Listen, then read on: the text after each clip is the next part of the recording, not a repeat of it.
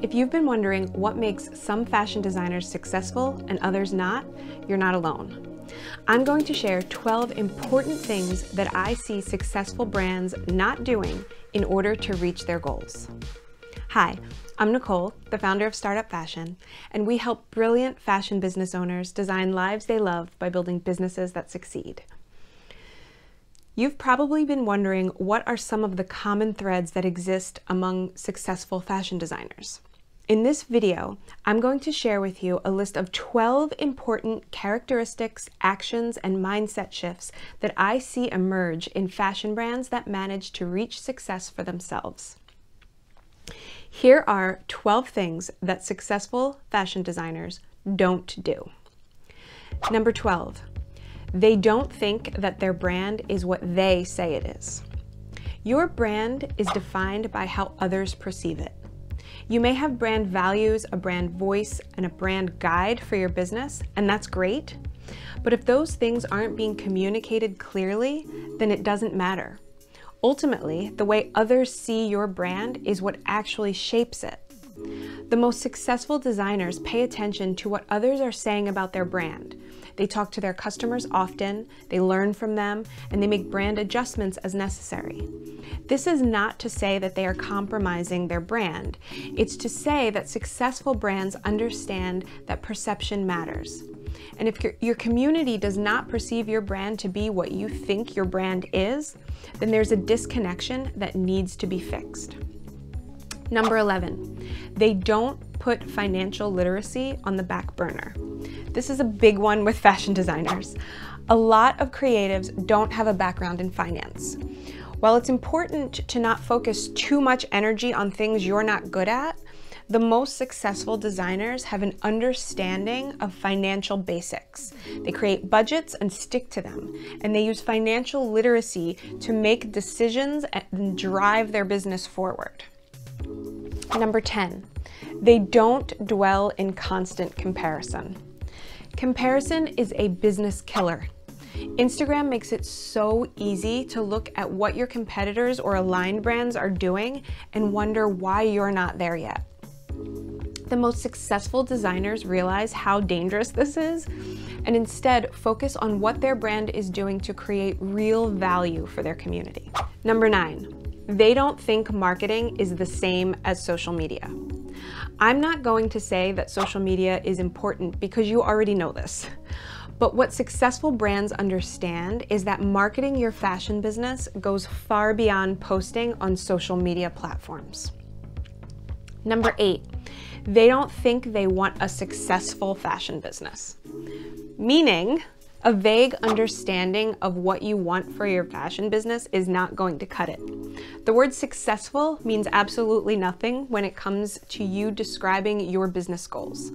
Success is relative, and the most successful designers have defined what that means for them. Number 7, they don't spend a little time on a lot of things. No one is arguing that there isn't a never-ending list of things to do on a daily basis for your business. The list can be all-consuming and overwhelming. The most successful designers know that the task list will never disappear, but it's their job to focus on the things that matter most for growth. Choose a few things and do them well rather than trying to do it all. Number 6, they don't try to do it alone. I'm just going to say it. You can't do this alone. I don't care if you think you can, you're wrong. We all need support, guidance, and education. And the most successful brands recognize that and are not afraid to ask for what they need. So I'm curious, are any of these things resonating with you yet? Which ones are you guilty of? Drop me a comment and tell me which one of these don'ts has been an obstacle for you as you build your business. Number 5, they don't forget to support others. So to build on point 6 about not doing it alone, it's also incredibly important to support others.